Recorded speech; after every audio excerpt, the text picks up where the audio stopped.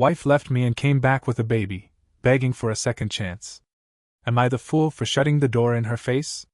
You've heard the phrase, "I never saw it coming," repeatedly. For me, it was precisely that way. I was married to my wife for the entire 4 years that we were together. To be honest, I thought we were doing well. For the most part. I believed that we were in agreement, and we had plans and a life plan laid out. The problem is that, at least in my opinion, we both desired children. As soon as we were married, we began to discuss it seriously.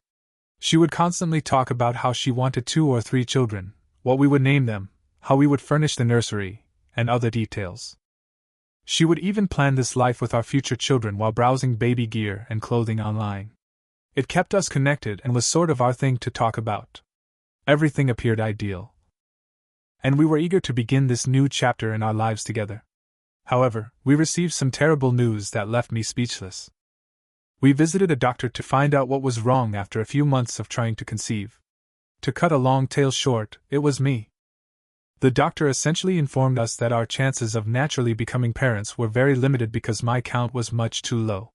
It felt like a stomach punch. All those plans we had suddenly disappeared, and I felt worthless. I was really hit hard by the news. I ended up, for a while, in a fairly awful position.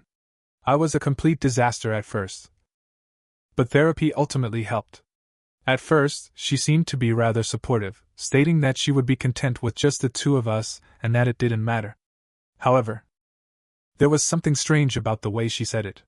Right from the start, she seemed to have dropped it far too soon.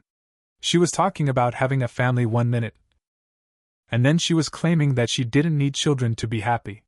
Don't get me wrong, I understand that individuals have second thoughts, but her entire demeanor seemed strange to me. She had stopped thinking about baby names and was now completely avoiding any conversation about children. Furthermore, it seemed as though she began to view me in a different light. She would suddenly start making little jabs at me that she had never said before, like how I wasn't taking care of myself, or that perhaps I should work out or do more around the house. Indeed, I may have gained a few pounds, but it seemed like she was constantly looking for reasons to accuse me. She would dismiss it when I questioned her about the abrupt shift in attitude. She would claim that I was being unduly sensitive, and that I was only dreaming, but I was aware of a problem. It was different with the lady I married. The one who would spend hours sitting with me discussing our future. She wasn't particularly cruel, but there was a certain coldness about her. As if she had already mentally checked out and was merely following the rules. I suppose that, as time went on, I began to trust her when she assured me that everything was okay. In order to avoid coming out as needy or insecure, I quit pressing. In any case, after a few years, we were only getting by. We had gotten into a rut where we hardly discussed anything important. We seemed more like housemates than husband and wife.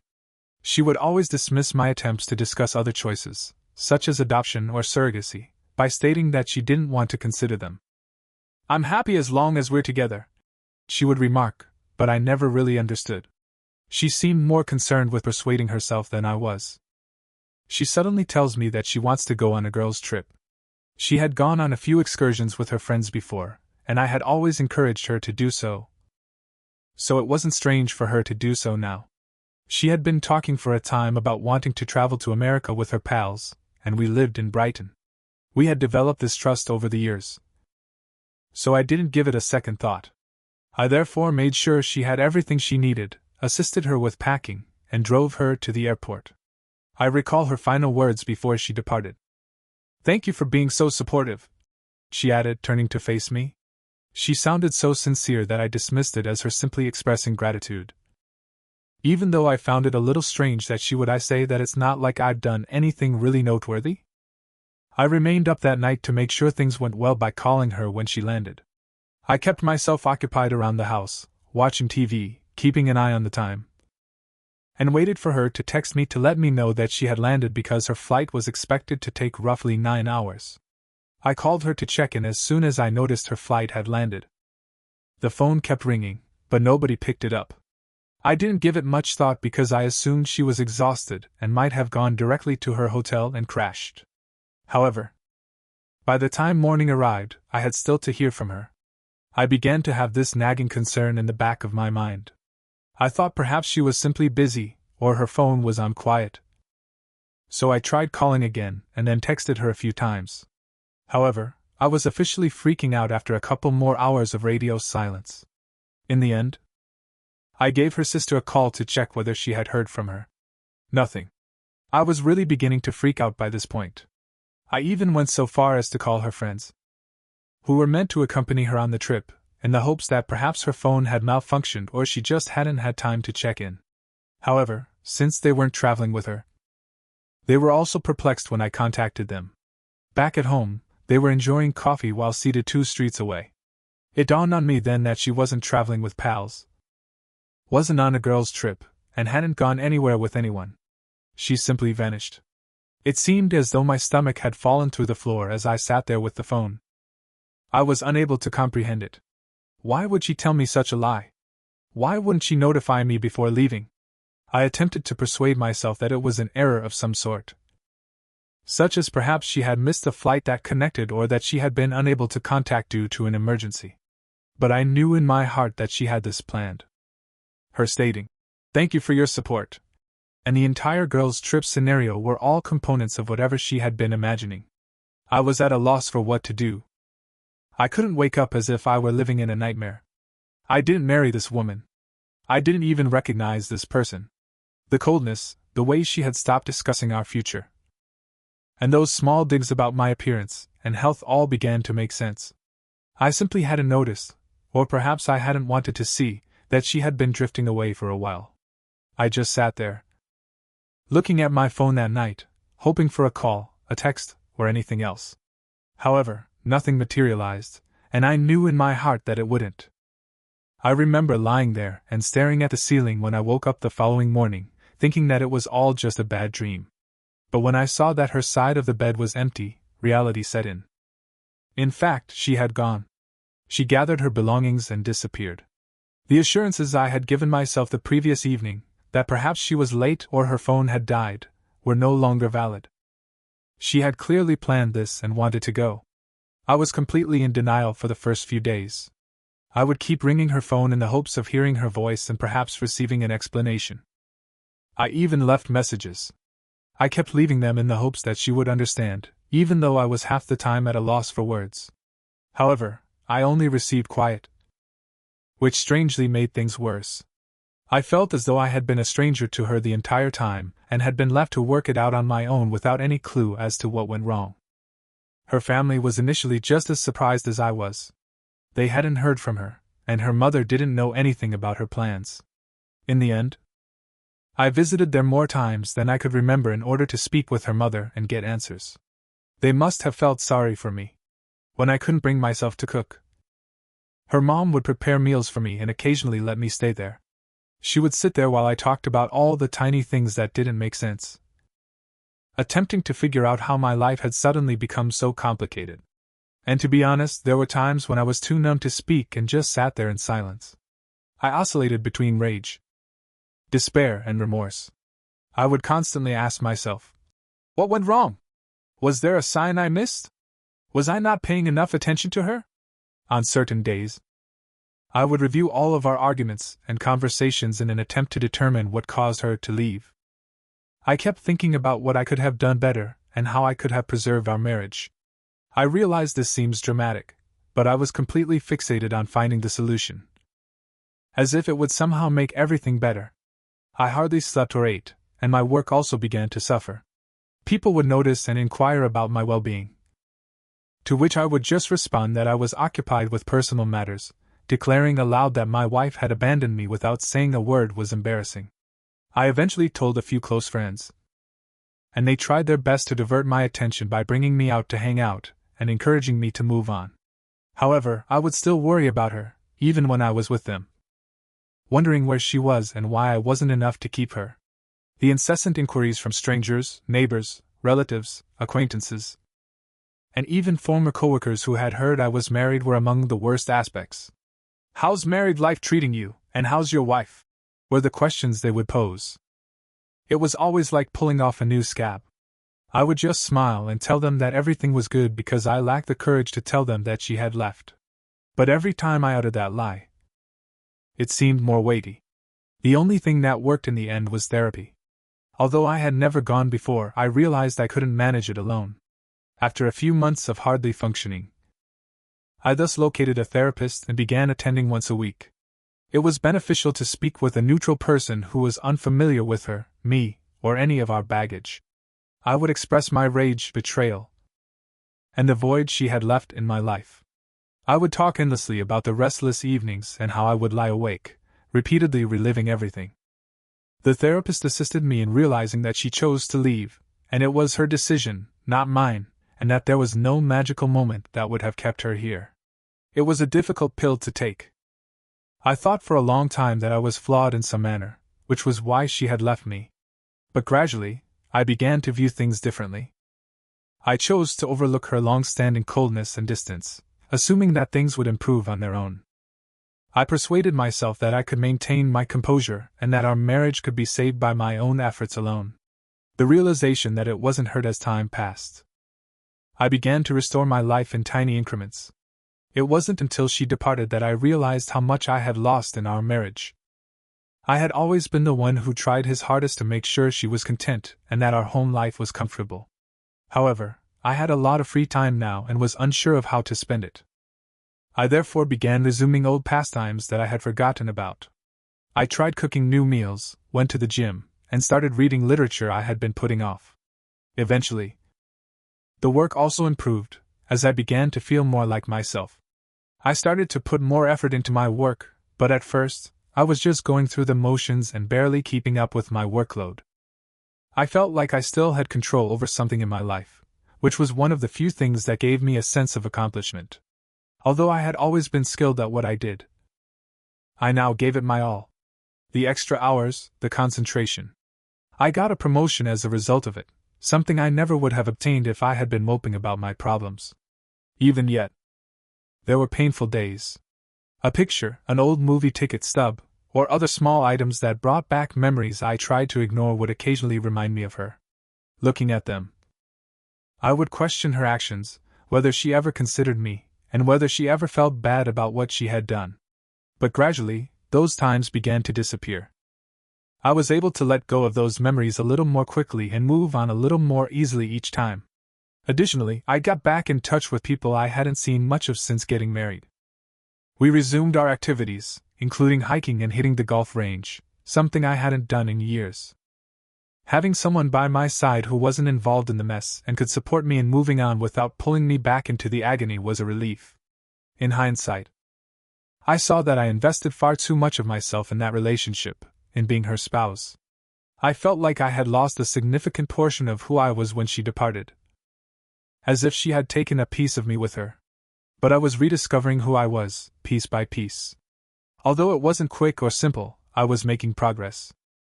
I was finally able to see someone who wasn't defined by her past actions. When I looked in the mirror at the conclusion of that year, I wasn't just a man whose wife had abandoned him. I had rebuilt. I had survived, and I was stronger now. I felt as though I could truly live my life without her shadow looming over me for the first time in years. To be honest, I took pride in that. I believed I had moved on from everything. After all that chaos, life had at last begun to seem normal again, or as close to normal as it could be. My work was going really well. My friends kept me occupied, and I had my routine down pat.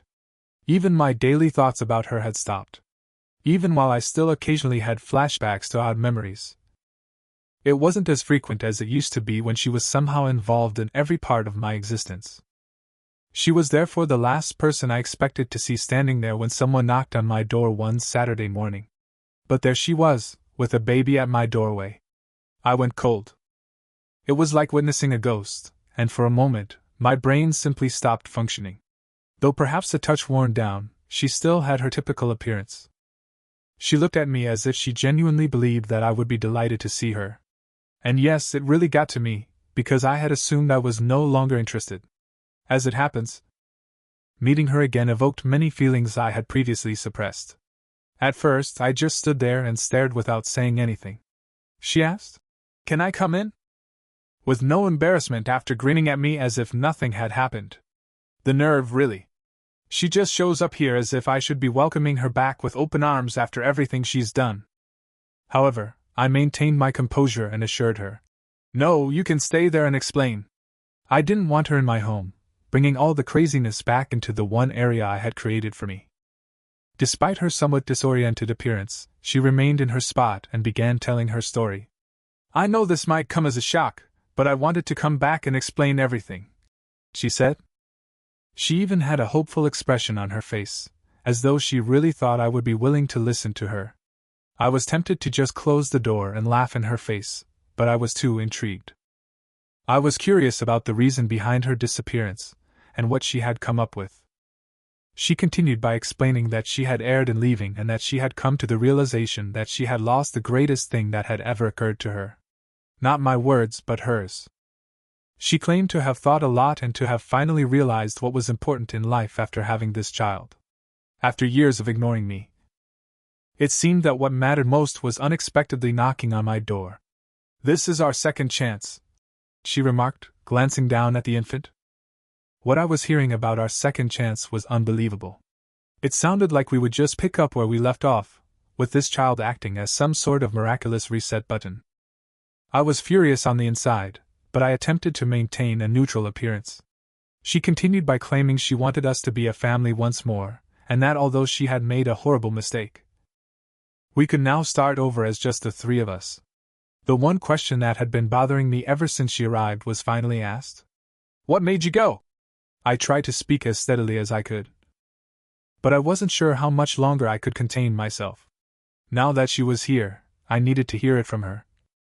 Since I had tortured myself with all the possibilities for years in an attempt to comprehend. After hesitating and glancing down at her feet as if embarrassed, she finally told me the truth, or at least what I thought it was. She acknowledged that she left because she wanted a child and had found someone who could provide one for her because I couldn't. She honestly stated it as if it were insignificant, as though she hadn't destroyed my life and as though I should just nod and take it as gospel. She clarified that although the man she had left didn't stay, she had already given birth and knew she wanted me back by that point. As simple as that. Easy. I paused to think about what she was saying. Here she was, confessing that she had left me, fled with a man, and had his child, and now expected me to accept it as if I would simply forgive and move on. You went, met someone else, and had his baby, and now you think you can return and act as if nothing happened? I asked her. She broke down in tears and apologized for her terrible error. However, I was completely unmoved by that. She kept talking about how she knew we were meant to be together, and that I was the person she really loved. To be honest, maintaining a straight face was difficult. She sounded so naive that I was shocked. Her expression was one of desperation, not love, and I could see it. She then attempted to guilt-trip me by talking endlessly about how difficult it had been for her to be a single mother. In fact, she attempted to paint herself as the victim in all of this, acting as though her decisions hadn't brought her to this point. She assured me she was prepared to work things out this time and that she wanted my help. I couldn't stop wondering. Who does she think I am? I listened to it all as I stood there, but I had had enough. I told her bluntly. You have to live with the decision you made a long time ago. Here. There is no second chance. She appeared astonished, as if she had never even imagined that I would say no. As if she truly believed she could simply saunter back into my life because it would suit her. She became irate. Just when I thought she would finally understand and depart, she became angry with me, accusing me of selfishness and demanding that I give her another chance to make amends. She said that she could have taken half of everything and divorced me at that time if she had so desired. She even had the audacity to remark that the house should still belong to her. I felt a sense of relief as I realized that I was now seeing her for who she truly was, as if her true colors were being revealed in front of me.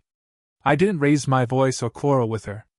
We're done, I simply remarked, glancing at her. You finally have the life you've always desired. I no longer have responsibility for this. I cut off any last statements she might have had by closing the door in her face. I was struck with a peculiar sense of serenity as I stood there and heard her muffled screaming coming from the other side of the door. She might shout, knock, weep, anything. However, I knew I would never allow her to return. The woman I had married and loved was no longer with me. This stranger who believed she could pick up the pieces whenever it was convenient for her took her position. Feeling lighter than I have in years, I moved away from the door and took a seat. I believe that was it. After I shut the door behind her, I assumed she would understand and simply walk away. Instead, though, she began pounding on the door and shouting various things. The nerve seemed unbelievable to me. She had the gall to stand there and insist that I listen to her while I was in the one place that was truly mine. The only place I had been able to recover from the disaster she had left me in.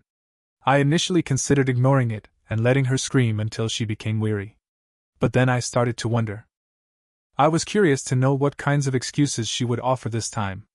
In order to let her know that I was paying attention, I slightly opened the door, but not enough to let her in. She appeared to be astonished that I hadn't given her the response she desired, as if she had just been slapped across the face.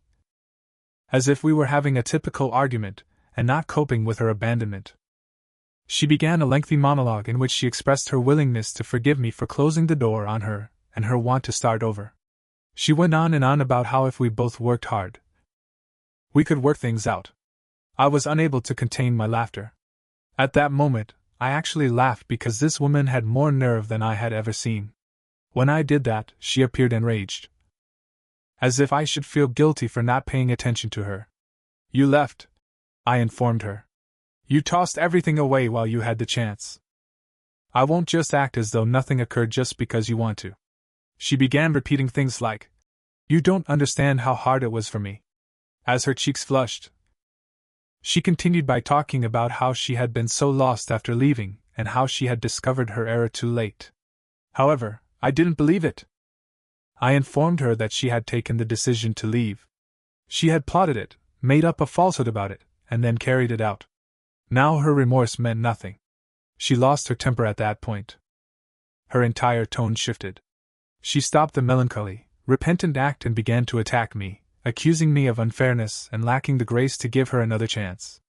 In fact, she dared to declare, "I could have taken everything from you back then if I'd wanted to. I could have stolen half of your possessions." I simply stood in awe. This woman, who had abandoned me without saying anything, now believed she should be compensated in some way for not attempting to defraud me, as if she should be commended for not being as awful as she could have been. I said to her, "What the heck should I feel thankful for? That you simply left me without taking anything with you?" She looked at me with a mixture of fury and another emotion on her face, possibly desperation or remorse, but to be honest, I didn't give a damn. By then, I had just finished. That was where all the years I had spent questioning myself, feeling bad, and wondering if I was somehow to blame for her leaving vanished. I felt as though the burden I had been bearing was finally lifted when I saw her for who she truly was. But she wasn't finished. She began to pace my porch while complaining that I would regret not giving her another chance, and that I would never find someone like her. In fact, by refusing to take her back, she attempted to make me feel as though I was the one who was missing out. It was strange, as if I should be pleading with her to stay. Here she was, the one who ruined everything we owned. She became louder and continued to complain about how I had forced her to leave in the first place. When she realized I wasn't going to back down, she said that none of this would have occurred if I had been more understanding about the entire kid situation. Her reasoning seemed to indicate that I had failed her as a husband because I couldn't conceive, which somehow excused her from leaving to have a kid with someone else. The mental acrobatics were amazing. To be honest, I was shocked that she was attempting to blame me for her decisions. I bluntly told her, "Look, you could have told me the truth if you really wanted a child when you were making plans to go. You didn't need to lie to me and act like nothing was wrong." She merely gazed at me as if I had smacked her with nothing to say in response. However, I prevented her from speaking. I continued by telling her, "You have to live with a decision you made on your own. I have no problem with that." She made one final attempt, returning to her dejected expression, and urged me to consider the boy and how I was being unjust by ignoring him, as if I were the bad guy. She really used the child who was in her arms to guilt-trip me. However, I wasn't buying into it. "I don't know that child," I informed her. "I'm not involved with him. You are not mine, and neither is he." That was the end of it. I could see her coming to terms with it at last. She was aware that I would never change my mind and that I would never allow her to return to my life. I could see the rage waning and being replaced by something else, either genuine regret or simply exasperation. However, I didn't care. She had attempted to walk all over me and expected me to smile and give her credit. But now, she was simply a stranger. For a few more seconds, she stood there as if she was waiting for me to decide to call her back. I didn't say anything else, though. When it finally hit her that I meant every word, I just stood there and watched her expression. I closed the door without giving it another glance. I didn't wait for her to hit me again. This time, in my heart, I knew that I had already made up my mind and that there was no turning back. I don't know, but I left the door with the impression that I had finally prevailed. It was over. Even though she had spent so much time hoping to return and use manipulation to get back into my life, I had freedom. Neither for her nor for us was there going to be another chance. She was now only a memory, one that I had at last relegated to the past. I felt like I could breathe again after all those years of suffering and shame, and what do you know, it was pleasant. I felt a peculiar calmness come over me as soon as I shut the door behind her. I no longer felt sad, furious, or even astonished. It was as though all of the remorse, guilt, and incessant wondering that I had felt for her over the years simply disappeared. I was prepared to move on since I had at last found the closure I didn't realize I needed.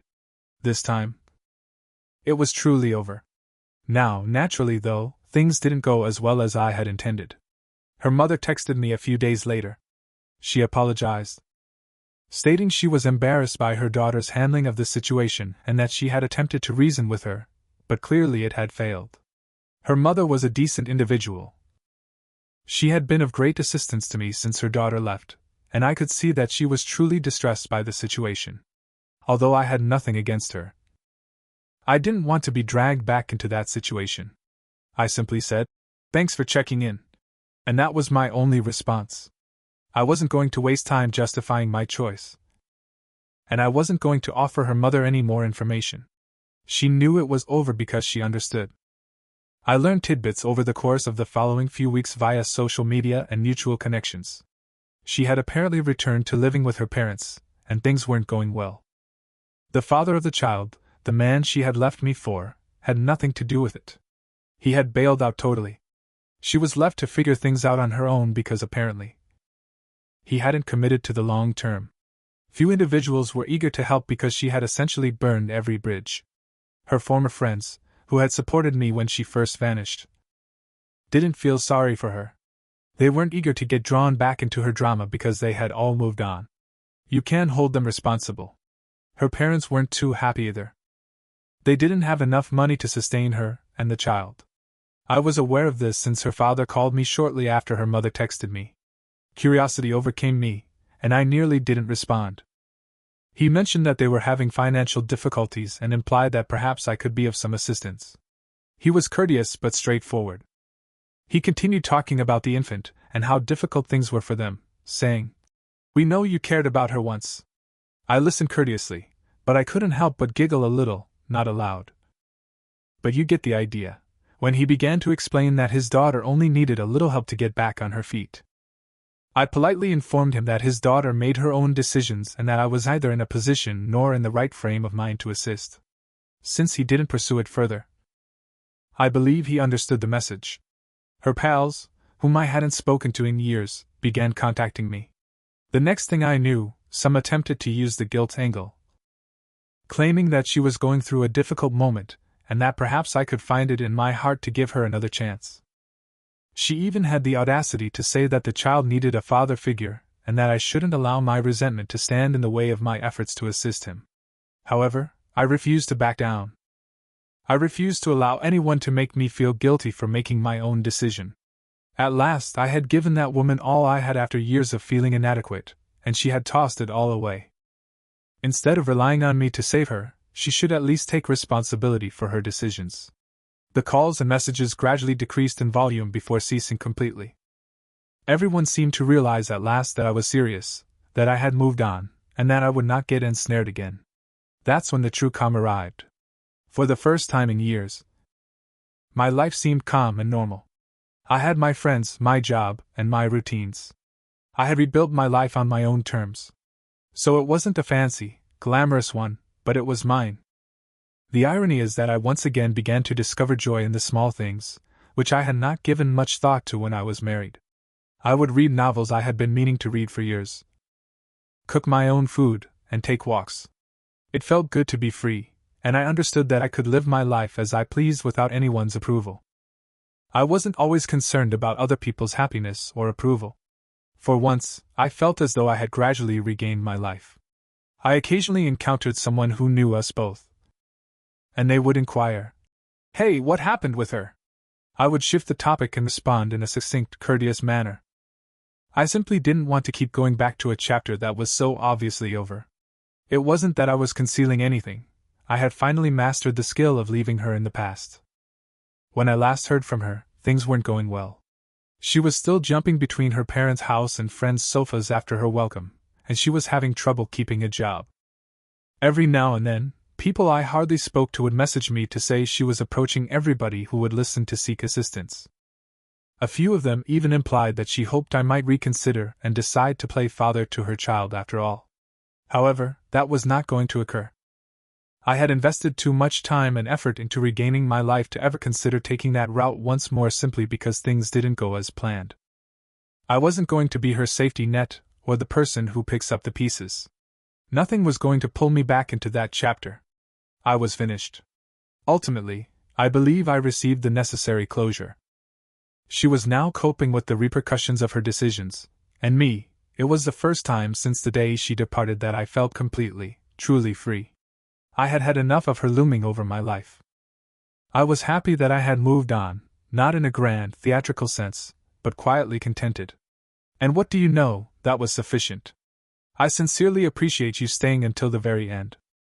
Please remember to like, share, and subscribe if you truly enjoy our videos. Enjoy your wonderful day. Thank you for watching. If you haven't subscribed yet, please do so and hit the notification bell to stay updated with more shocking real-life stories happening around you.